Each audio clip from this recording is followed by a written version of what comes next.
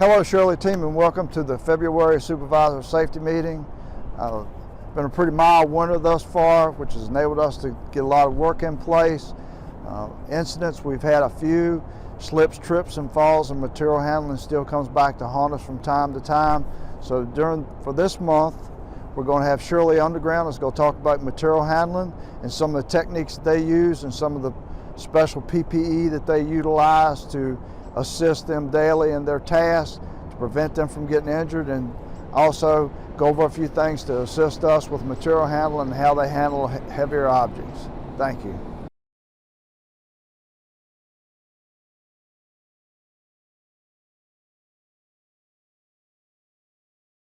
Good morning. I'm Ron Rogers, and I'm the superintendent for Shirley Underground. I have my team members here today. I have Henry Smith, Harvey Reynolds, Robert Alston, and Dominique Smith. And today we'd like to talk to you about some of the procedures we use when we're out working. So first thing we're going to do is we're going to scratch and flex before we start working. So everybody arms out to the left. First thing we do after we scratch and flex, then we go over our SPA for our daily tasks, for our trucks and our work. First thing we do is we set the truck in a clean work area where there's no debris or hazards at. Then we set the tubes up on the truck. Helper exiting the truck using 3 points of contact.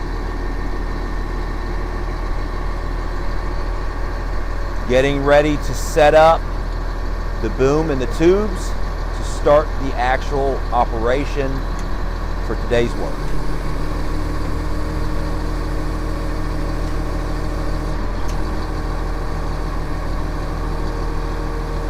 The driver sets his wheel chocks to make sure the truck is in a safe working position. Driver and helper getting your vacuum tubes and setting them up to start the operation.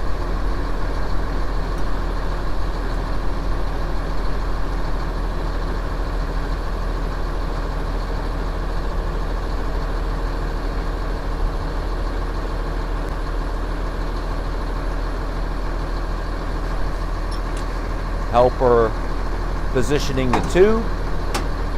The driver will get his clamp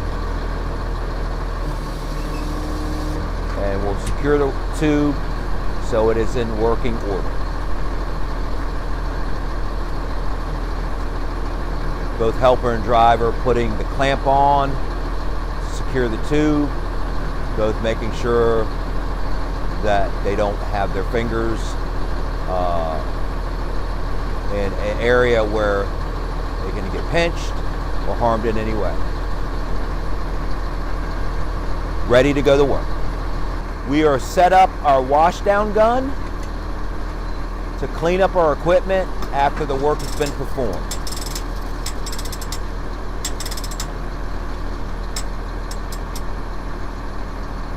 Both teammates will make sure that the washdown gun is functioning properly and assist each other with hooking it up to the water source, which is our hose. Again, you're watching your fingers for pinch points when doing this. All right, water function turned on.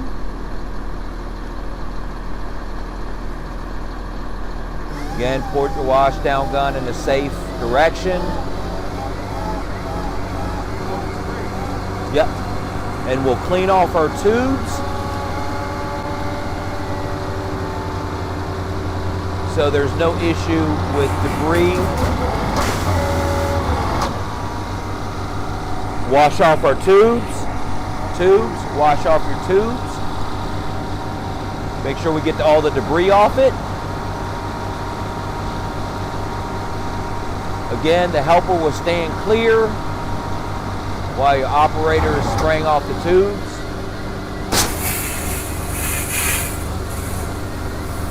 Again, clean the hose. Make sure it's free of any debris.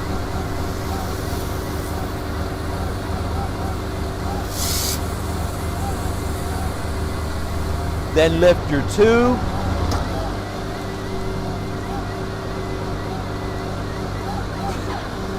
Again, lift your tube so you can spray it up. Spray water up your tube and your hose to make sure there's no debris there. Make sure the vacuum has removed all the debris. Again, you see some debris falling out. That's from working it.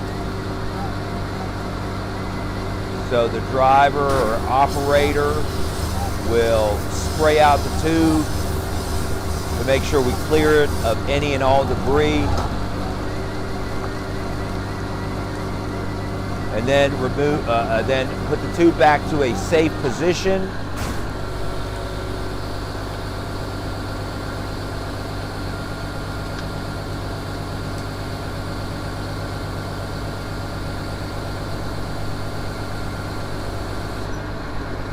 All right, secure your hose so it is not a trip hazard.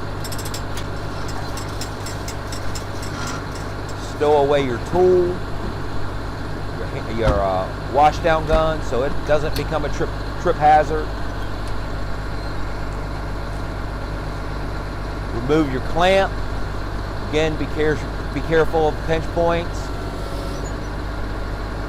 And then return your tube to the tube rack.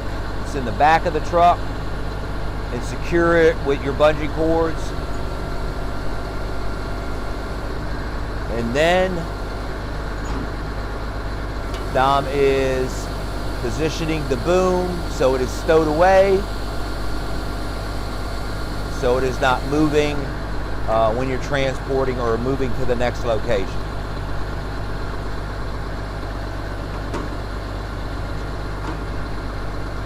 Again, we're constantly making sure that our housekeeping's good. There's no trip hazards, and securing your toolboxes on the truck.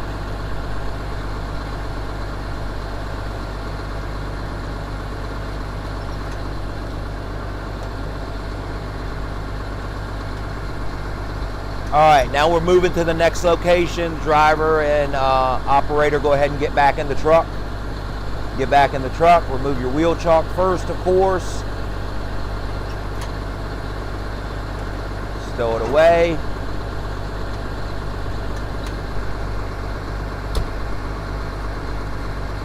And of course, be sure to use 3 points of contact when entering the truck. Okay, so you can see our work area here. There's potential for a lot of hazards just in setting up the truck and putting away the equipment or tearing down the equipment on the truck. There are many, many, many hazards that you could encounter. Of course, you have the potential for slips, trips, falls. You have the potential for possible injuries from pinch points. Again, you have your toolbox doors. You have multiple tools inside of the toolboxes. You have your boom. You have your equipment that you're working with, and they all can be a potential hazard if you're not proceeding with caution. So you have to remember to keep your hands free of any pinch points. You have to remember to have good housekeeping. So if you are moving any equipment, that there's nothing that is in your way that you could possibly slip, trip, or fall, that would cause a slip, trip, or fall. When you're entering and exiting the cab of the truck, you have to be sure you're using 3 points of contact. But that is also a potential for injury if you're not doing that. And you have to be especially careful in making sure you're aware of your surroundings 100% of the time. All right, Damo is going to show us some proper lifting techniques while using a jackhammer, one of the tools that we use while we are breaking asphalt or concrete to do some of our test pitting work. Damo, show us a proper lifting technique. Knees bent, back straight, elbows in. Very good. All right, next we'll be demonstrating how to move a 3-inch pump. We're using team lifting. So Dominique and Henry, go ahead and show us how you safely move this pump. Again, lifting with your knees. Both team members sharing the weight. Again, one more time. Lifting with your knees and walking in unison with each other. Setting it down together. Very good. So Robert's going to show us now how to properly lift the jackhammer and hook it up to its air supply hose. Again, we use whip checks to make sure if there's an issue with the hose coming apart from the attachment on the jackhammer, the whip check will keep the hose from flying over and possibly injuring somebody. So Harvey, you'll go ahead and show us how we hook it up. Again, making sure your whip check's in place. And then Robert will show us if he needs to move it from one area to the next, how he would pick it up and move it. Very good, set it down. Very good. So now Robert and Harvey are going to show us how that we would unhook our hose safely. Of course, we make sure the air supply is off. Remove the whip check.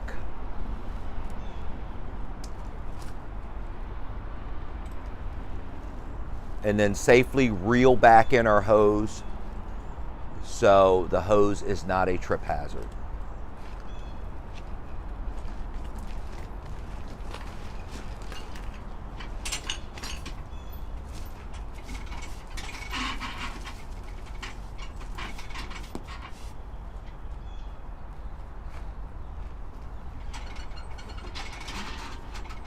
Of course, you make sure the hose is secure and doesn't and will not cause an issue with somebody tripping over it or anything else. Okay, now we're going to demonstrate moving a bag of our coal patch. Our coal patch is used to top off our test pits when we're working in a hardscape area. Henry and Damo are gonna team lift together. They're gonna lift this 60-pound bag of coal patch and they're gonna bring over here and set it over here where we're gonna be working at with it. All right, guys? All right, be sure, proper lifting techniques together with it. Okay, good, good, good. Let's go ahead, put it down in place. Now notice, and I don't know if you guys can hear this, but they did a count off. 1, 2, 3, set it down. So both team members are aware when we're actually going to put it down, so it's no more risk or lessens the risk of injury. Let's go ahead and get the second bag. Same technique. Both guys are going to get 2 hands on it. Take it over to where the first bag is.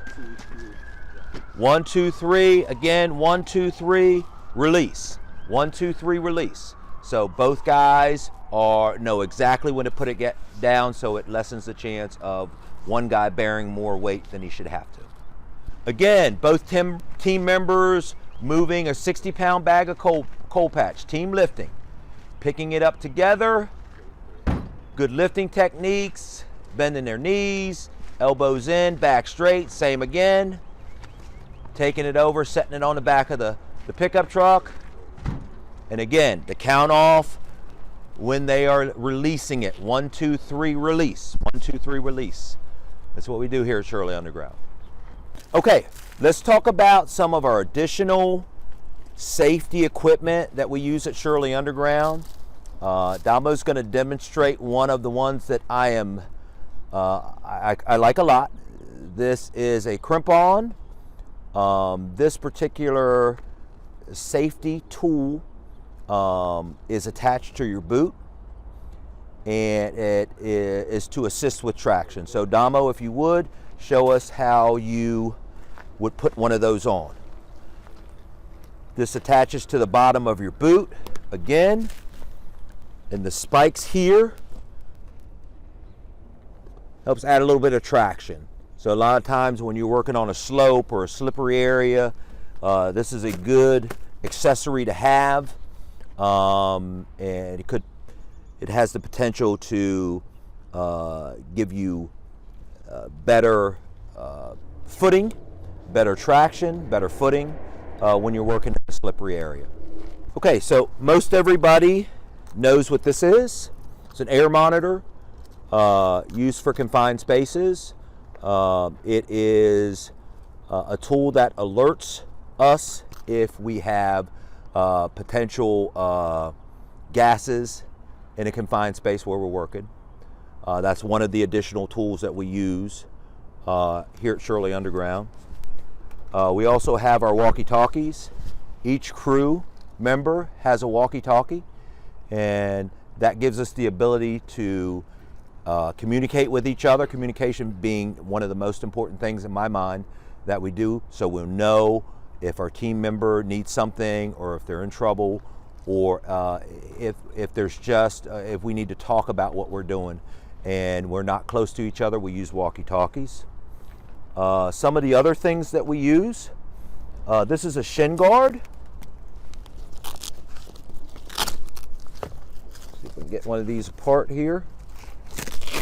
Somebody has put them together. What are we doing with these things, Rocky? You act like you don't want them to come apart from each other. I ain't trying to break it. All right. We'll edit that out. All right, so shin guards, we use these. These, if you're working in a situation where your lower legs can be injured, we'll use a shin guard to protect against that. These are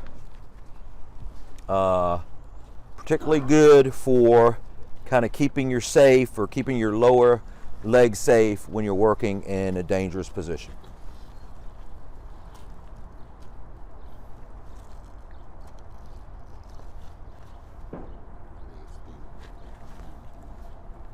Okay, Damo will demonstrate how you position them and how those can be effective for protecting your lower legs.